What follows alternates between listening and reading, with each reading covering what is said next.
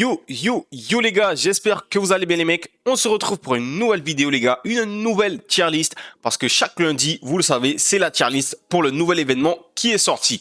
Là, le nouvel événement, c'est les Out of Position. Donc comme d'hab les gars, on va se faire notre petite tier list. J'espère que la vidéo elle va vous plaire. C'est parti pour la tier list. Boom. Donc les gars, on se retrouve sur le site Tiermaker, le site pour faire les tier list. Comme d'habitude, on a 4 catégories les gars. La catégorie moyen, bon, très bon et GOAT. On a tous les joueurs des out of position. Donc c'est parti pour la tier list des out of position les gars. On va commencer avec la catégorie moyen.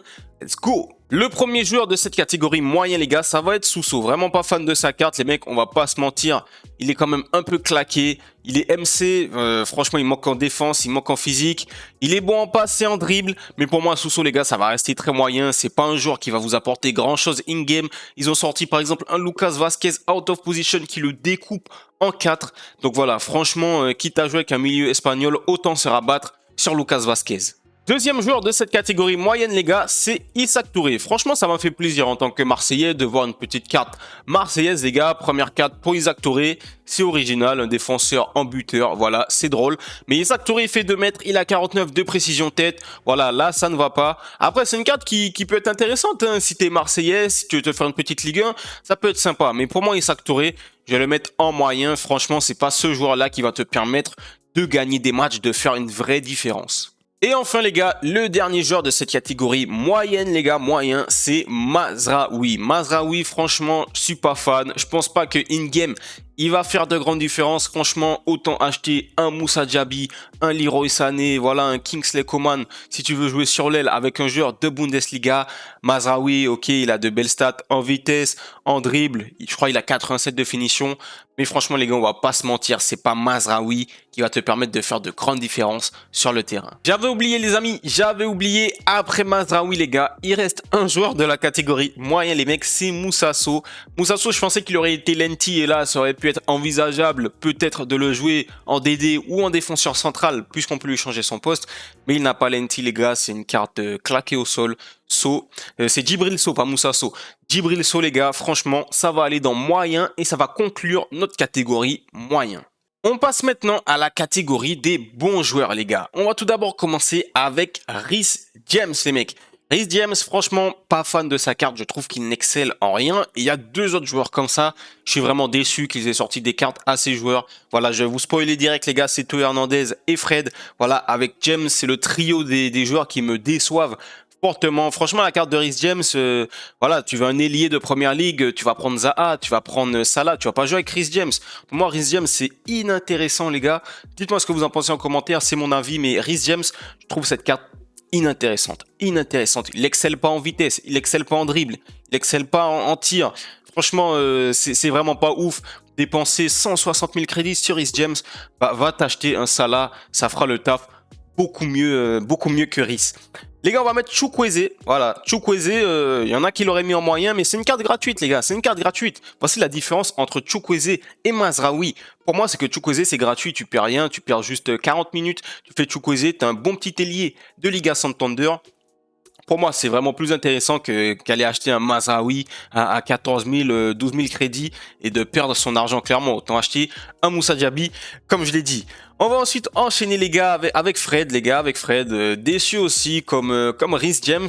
Après Fred, il a de belles stats en agilité, mais pour moi, je pack Fred, je le revends directement aussi. Je le revends directement, que ce soit en MOC, en ailier, en AT, ça m'intéresse pas Fred. Franchement les gars, c'est mon avis. Dites-moi ce que vous en pensez de Fred. Mais Fred, pour moi, je le mets aussi dans bon, parce qu'on va pas le mettre dans moyen, mais c'est pas un joueur...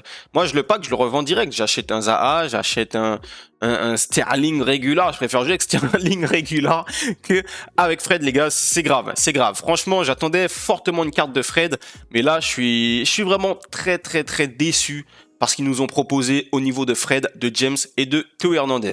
En parlant de Théo, les gars, on va pas vous faire attendre plus longtemps. Je vais mettre Théo, je pense que c'est la carte que je déteste le plus depuis très longtemps parce que comme Fred, comme James, j'attendais une carte de Théo, voilà, j'étais hype par une carte de Théo. Et je pense que c'est la mauvaise promo. C'est la mauvaise promo. Théo Hernandez, à part sa vitesse, comme les autres, il n'excelle dans rien. En frappe, c'est moyen. En passe, c'est moyen. En dribble, c'est moyen. Il a du physique, heureusement. Mais franchement, 3 étoiles, 2 gestes techniques.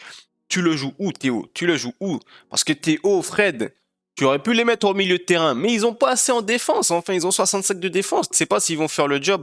Pour moi, Théo Hernandez, c'est bon. Voilà, c'est bon. Tu l'as, tu sais que c'est Théo. Il va faire quelquefois la différence, peut-être, mais très, très, très déçu de Théo, les gars.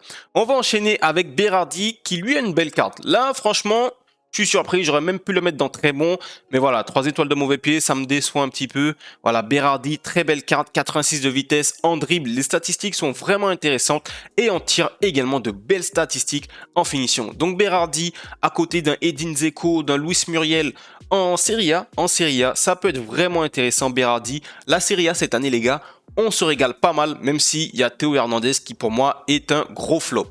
Encore une carte gratuite les gars, c'est Hudson-Odoi, latéral gauche anglais de Bundesliga et c'est vraiment intéressant selon moi parce que c'est gratuit tout d'abord et parce que tu peux faire un petit lien intéressant avec le Jude Bellingham Team of the Week ou fut champion carte rouge si vous l'avez eu. Hudson-Odoi c'est gratuit. Pour ceux qui jurent par le lenti, malheureusement, il ne sera pas lenti vu ses statistiques en dribble, mais je pense que c'est à tester. De toute façon, comme Chukwueze, on n'a rien à perdre à part 45 minutes pour le débloquer. On va enchaîner les gars avec les deux Ross Barkley. Les deux Ross Barkley, je les mets dans bon. Pour moi, c'est pas des très bons joueurs. C'est des bons joueurs les deux. Il a 5 étoiles de mauvais pied, donc c'est vraiment pas mal. Mais pour moi, c'est pas un joueur qui va faire la différence. Franchement, dans ton équipe, je pense qu'il manque un petit peu de dribble, les gars. Je pense qu'il manque du dribble à Ross Barkley. S'il avait plus de dribble, ça aurait été beaucoup plus intéressant. Mais là, j'ai peur qu'il soit un petit peu trop lourd. Mais bon, franchement, si vous faites Ross Barkley dans une Ligue 1, ça peut faire le taf. On n'a pas pléthore d'attaquants. On a du Ben Yedder, du Martin Terrier. Donc, dans une Ligue 1, le petit Ross Barkley, il a sa carte à jouer. Ça reste un bon joueur. On a fini les amis avec la catégorie des bons joueurs, il y en a pas mal, grosse déception au niveau de Théo, de Reece James et de Fred, comme je vous ai dit, mais maintenant on se tourne vers les sommets et vers les très bons joueurs. Donc tout d'abord les gars, moi j'ai décidé de mettre Lucas Vazquez, carte très complète, je pense que ça peut être très intéressant dans un milieu de terrain, par exemple si vous jouez en 4-3-2 avec 3 milieux de terrain, vous avez un vrai MDC, vous avez votre Valverde et vous avez votre Lucas Vazquez les gars, franchement il a une belle carte, je pense que pour se projeter c'est très intéressant. On enchaîne ensuite les gars avec qui est ça, c'est un DCE, il coûte pas extrêmement cher et je pense que sur le côté en Serie A, il n'y a pas tellement de solutions, tu vois, tu as Lozano, tu as du Leao, je sais même pas si Leao il peut jouer à droite, mais sur le côté gauche tu as Leao, mais à droite c'est vrai qu'on n'avait pas tellement de solutions et qui est ça, c'est une très belle carte au niveau de la vitesse, au niveau du dribble, au niveau de la frappe, c'est très intéressant, donc franchement si vous voulez compléter qui est ça, moi je pense que c'est une bonne idée s'il rentre parfaitement dans votre équipe. Toujours en Serie A les gars, on va rajouter Dumfries les gars, Dumfries qui est lenti, donc voilà, ceux qui pensent au lenti tout le temps, là il est lenti, très belle statistique en vitesse, en physique également c'est un vrai colosse, après en défense voilà c'est pas le meilleur défenseur du jeu en termes de statistiques purement défensives, mais je pense que franchement dans une Serie A ça peut être très intéressant de jouer avec Denzel Dumfries. Ensuite les gars on va continuer avec Traoré du Stade Rennais, voilà du Stade Rennais, c'est sa deuxième carte spéciale puisqu'il avait eu un Team of the Week. Là, il a sa carte out of position et sa carte franchement est sensationnelle les amis. 90 de vitesse, 81 de défense, 84 de physique, 82 de passe, 82 de dribble, carte ultra complète, franchement pratiquement gully gang.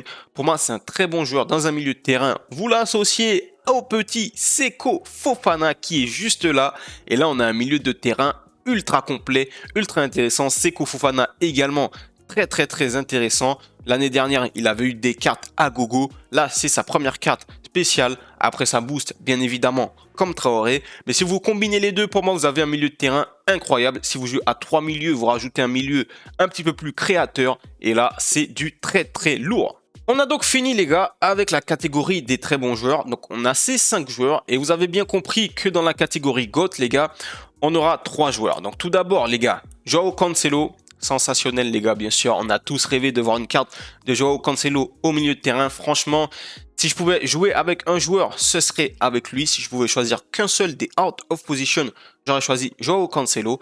Très belle carte, ultra complète, vitesse, dribble, défense, passe. Il y a du 87 partout.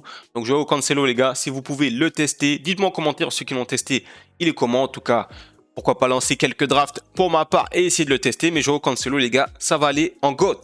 À côté de lui, bien sûr, les gars, Mohamed Salah, franchement, c'est le joueur qui coûte le plus cher. Salah positionné au poste de buteur. C'est dommage qu'on ne lui ait pas donné une 4e étoile de mauvais pied. Mais je crois en plus qu'il a la capacité à faire des extérieurs du pied. Donc, vous voyez, quand vous regardez la bio de vos joueurs, il a des petites capacités propres à lui, voilà, le joueur a des capacités propres à lui-même, et Salah, il me semble qu'il a extérieur du pied. Donc franchement, Mohamed Salah, avec les extérieurs qui sont ultra cheatés cette année, Mohamed Salah, c'est un GOAT, bien entendu. Et enfin les gars, petite surprise, on aurait pu le mettre dans très bon, mais moi je vais le mettre dans GOAT. Avant qu'il y ait la hype autour de lui, quand j'ai vu sa carte, j'étais déjà hype. Donc voilà, je fais pas le suiveur, j'étais vraiment hype les gars, je vous promets. Et Perisic, du coup, ça s'est confirmé parce que apparemment, c'est vraiment un monstre. C'est vraiment un monstre. Pour 100 000 crédits, 120 000 crédits, vous avez une solution, voilà, vous avez une très bonne solution, pas cher. Donc on va le mettre dans le code parce que rapport qualité-prix, les gars, c'est exceptionnel. Donc voilà les gars, on arrive à la fin de cette tier list. Franchement, elle n'a pas été facile à faire parce qu'il y a des joueurs, tu sais même pas quoi dire sur eux. Les Mazraoui, les Théo, les Reece James. Je suis quand même assez déçu de cette promo, même s'il y a de belles cartes, franchement, comme le Fofana, le Traoré, le Vasquez, le Perisic. Il y a de belles cartes quand même, mais je suis quand même assez déçu parce qu'il y a des joueurs que j'attendais, comme Fred, comme Théo, qui ont eu des cartes qui sont pour moi claquées au sol. Donc les gars, dites-moi en commentaire si vous êtes d'accord avec cette tier list, si vous trouvez qu'il y a des anomalies. Si c'est le cas, dites-le moi en commentaire. Dites-moi qu'est-ce que vous auriez fait comme tier list. J'espère que la vidéo, elle vous a plu. Si c'est le cas, lâchez le j'aime. Vous connaissez les bails. Moi, je vous dis à la prochaine vidéo, les mecs. Prenez soin de vous. La paix sur vous. Peace.